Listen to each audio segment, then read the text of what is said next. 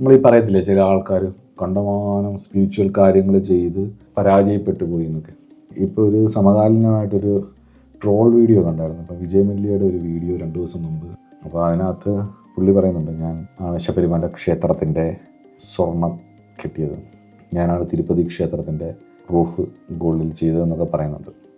അപ്പോൾ അത്രയും ചെയ്ത ഒരാൾ ജീവിതത്തിൽ എന്തുകൊണ്ട് പരാജയപ്പെട്ടു എന്ന് ചോദിച്ചു കഴിഞ്ഞാൽ സുഹൃതം മാത്രം അനുഷ്ഠിച്ചാൽ മാത്രം പോരാ.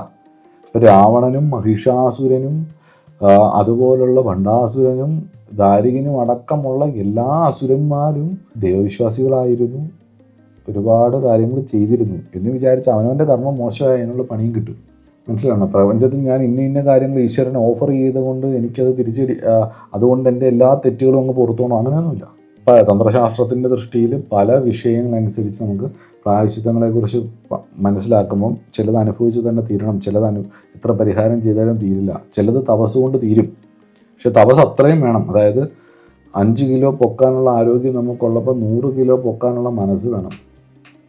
എന്നാൽ മാത്രമേ മാർക്കണ്ഡേയ മഹർഷിയെ പോലുള്ളവർക്ക് മരണത്തിൽ നിന്നും ചിരഞ്ജീവിയാവാൻ കഴിഞ്ഞു. മൃഗണ്ടുവായ തൻ്റെ അച്ഛൻ്റെ അടുത്ത് മാർക്കണ്ഡേയ മഹർഷി പറയുന്നൊരു കാര്യമുണ്ട്, തപസ്സുകൊണ്ട് ജീവിതത്തെ മാറ്റാച്ചാം.